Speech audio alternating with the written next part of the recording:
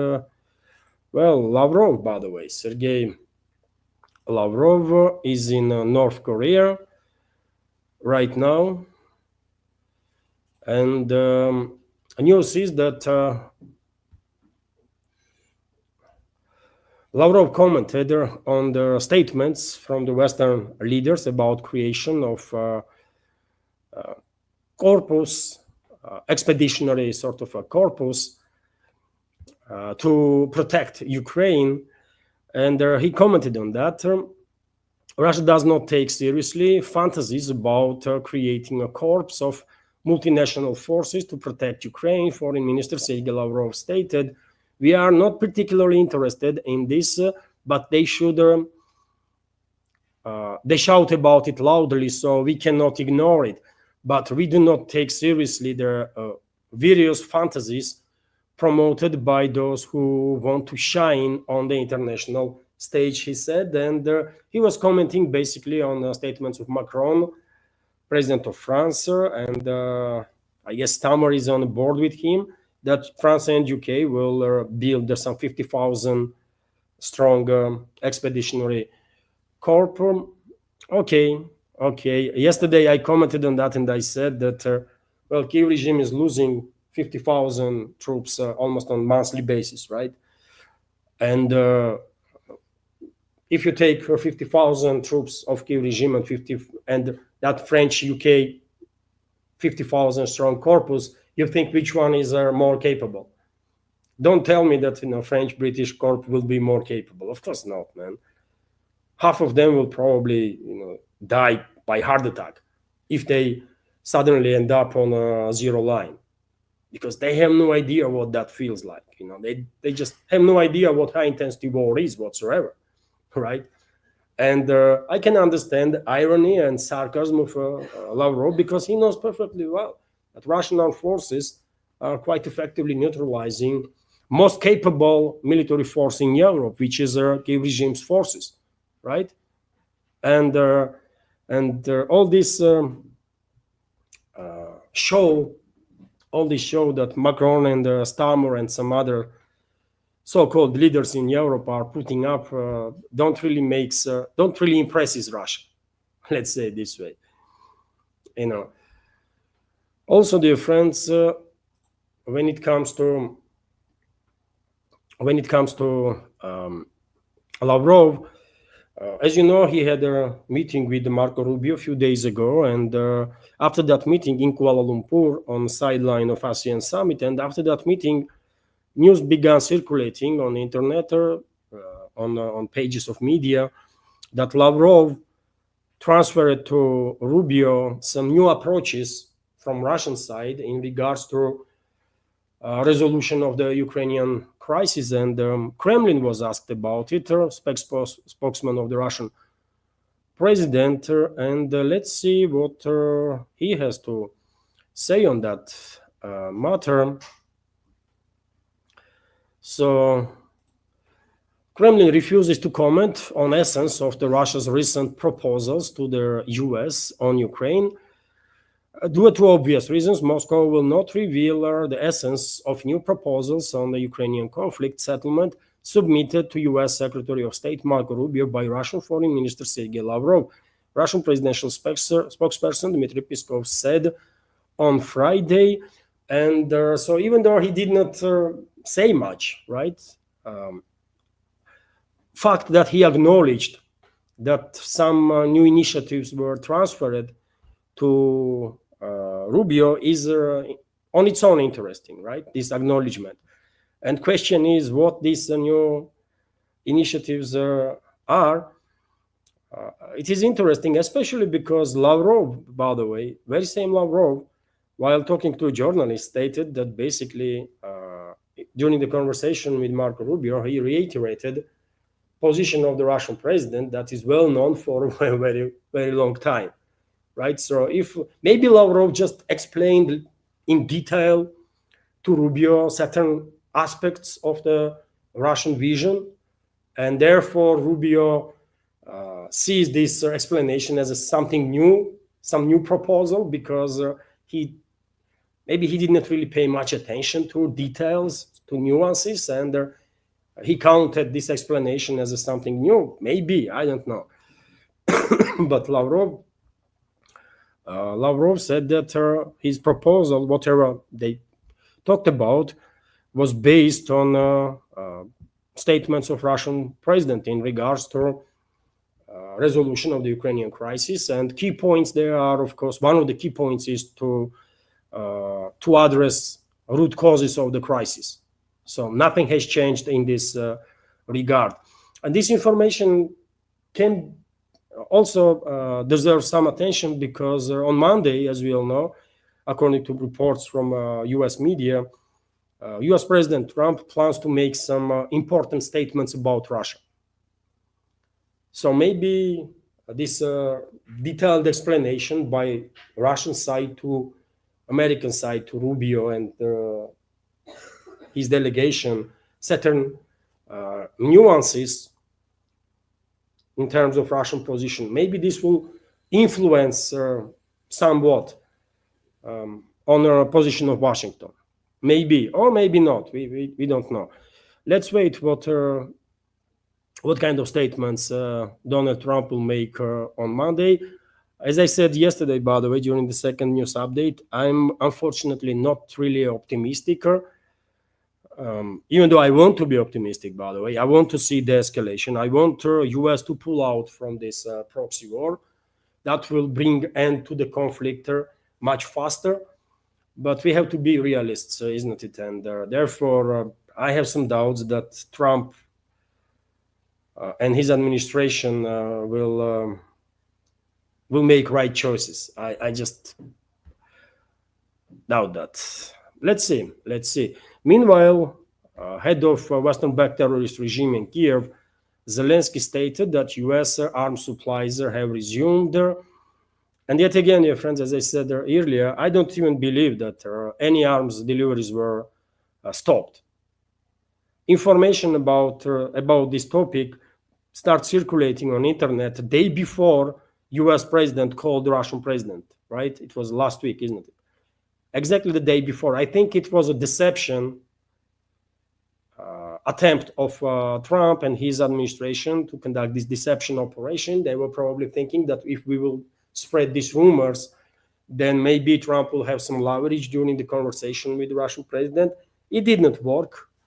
And since then, Trump stated, I don't know, on several occasions how unhappy he is with the talk, with outcome of with the conversation with the Russian president. Okay, I mean, we get that, but no one really cares. I mean, Russian president has a very important job, and among his duties, there is definitely nothing about making Trump happy, right?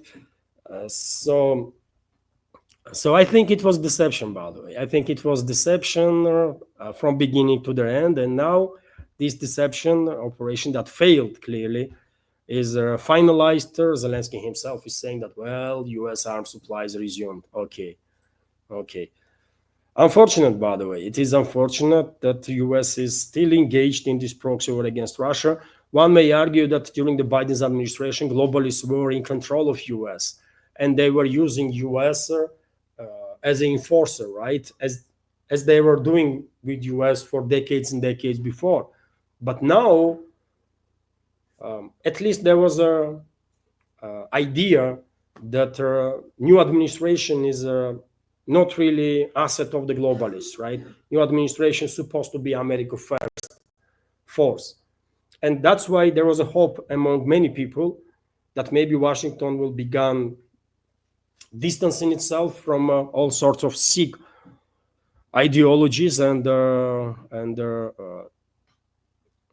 extremist policies of the globalists, including in regards to this proxy war against Russia that globalists are waging. But until now, we don't really see any concrete steps from Washington in this direction to pull out US from this proxy war.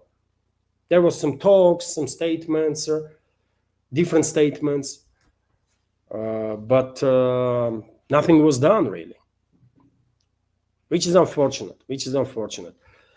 it is also likely that we will see further engagement, further deepening of the involvement of the US in this proxy war, because seems like that's the direction that White House is heading. But nevertheless, let's continue with this news. RIA Novosti is reporting that Rubio urges NATO countries to transfer weapons from their stockpiles to Ukraine. US Secretary of State Marco Rubio said Washington is calling on the NATO countries to transfer American weapon systems located in Europe to Ukraine and then replenish their stockpile by purchasing them from the US. Ultimately, we have quote from him, ultimately, some of the systems that Ukraine needs are not produced in Europe. They will have to be purchased from the United States, Rubio said after meeting with Chinese Foreign Minister Wang Yi in Kuala Lumpur on the sidelines of ASEAN events. Yeah, I mean, US seems like Washington is very much happy if European countries will continue this proxy war against Russia. They will just have to buy weapons from US. That's all. Is that indicates that US is about de-escalation, this approach? No. It's that Washington wants to be more focused on Indo-Pacifics, let's say, and same time they want this proxy war to continue against Russia, and they are basically calling Europeans to continue this proxy war, but to buy weapons in US, so that US, I guess, in their minds, in White House, in Washington, they will benefit in this case better than if this conflict suddenly ends. Maybe that's their calculus. I don't know. It is difficult to understand what these people are really thinking, because they never really demonstrated that they are intellectuals, right? They are not. So therefore, only primitive elements, primitive individuals probably understand what the hell is going on in Trump's head, in Rubio's head, and in heads of these morons, by the way, that been picked and put in a position of power or decision making by deep state, by Israeli lobby, globalists, and so on. Nevertheless, while Washington is calling European capitals to transfer their weapons from their military stockpiles to Kyiv regime and then to purchase more weapons from US, European capitals, at least some of them, are doing exactly the opposite. They are calling US to continue transferring weapons to Kyiv regime. And for example, Merz, German Chancellor, is doing exactly that. German Chancellor Friedrich Merz has urged US President Donald Trump to join the EU in its drive to supply weapons to Ukraine, including more missile defense systems. And yet again, dear friends, do you understand what the hell is going on between these parties? They are calling each other to send more weapons. I mean, I don't know. It's insane, right? And that one should also keep in mind that they don't really have much weapons left. They've been quite effectively demilitarized, isn't it? There is no much air defense systems left in Europe, Patriots, Iris-Ts, or others, right? There are not that many armored personnel carriers left, or infantry fighting vehicles left, or armored carriers or MRAPs, right? Artillery systems, by the way. Tens of thousands of military equipment that Kyiv regime received from NATO are already being destroyed by Russian forces. And stockpiles of NATO member states, even US stockpiles, in number of directions, are almost empty. They cannot provide no more weapons. Maybe, yes, US will be able to scrap some 100 Bradleys somewhere, right? Bradley infantry fighting vehicles, and 100 more Stryker infantry fighting vehicles. Maybe Germany will send a dozen or 2 dozen of tanks, another few dozen of infantry fighting vehicles, and so on. Maybe UK will, take some weapons from British Armed Forces and transfer that. Italy can do it, but all these weapons, by the way, I mean, all these hundreds of infantry fighting vehicles and stuff will be destroyed in a month's time. And what next? What next? That's the question, man. Longer this conflict continues, by the way, more desperate these psychopaths gonna become in the collective West, that are in charge of collective West, because they will face realization that they lost. They would not be able to avoid facing the truth, right? When Merz will ask his generals, can we send more tanks? And well, he will receive no, because we don't have any left. And when he will receive same answer about infantry fighting vehicles and MRAPs and so on, well, eventually he will be forced to face the reality and acknowledge that, yes, they don't really can do much no more, right? And they are very close to that point. Same can be said about France and and UK, and that's why, by the way, I think we are getting very close to potential next phase of escalation, which is going to be attempt by the collective West to transform Kiev regime into a nuclear armed regime. I spoke about these risks many times before, and I'm afraid we are getting closer and closer to that point, because yet again, NATO is being quite effectively demilitarized by Russian armed forces. Let's continue with some more news, and somewhat interesting article was published on Financial Times. I give you some details on that. Ukraine's Western allies still believe that Donald Trump is inclined to view Vladimir Putin as their main negotiating partner for the future settlement of the conflict, while Zelensky is seen as the main obstacle to reaching a peace agreement. One of their sources also noted that there has been some over-excitement in recent days over Trump's change in the tone, but so far there is no signs that this has translated into any large-scale action. Yet again, let's wait. I mean, on Monday, Trump is going to make some statements, isn't it? And he may go completely crazy, complete nuts in his statements and attack Russia, which will be unfortunate, but yet again, that's to be expected, isn't it?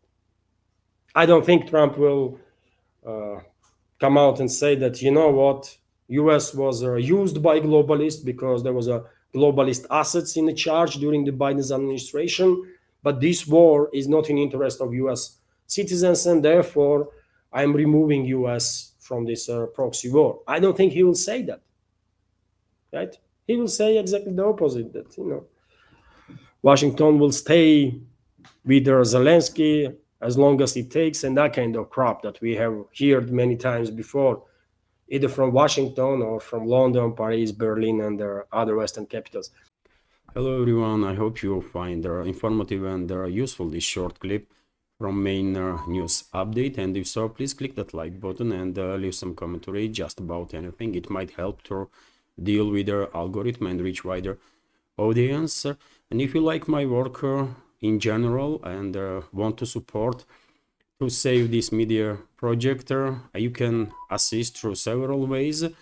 You can donate to this project through PayPal platform or Boosty, also with crypto currencies, or you can subscribe to my Patreon page and page on Boosty, where I have quite a lot of extra content on regular basis. All the links are on this video in description box and in the pinned comment. And of course, many thanks to everyone who already helped and continues to support. Thank you.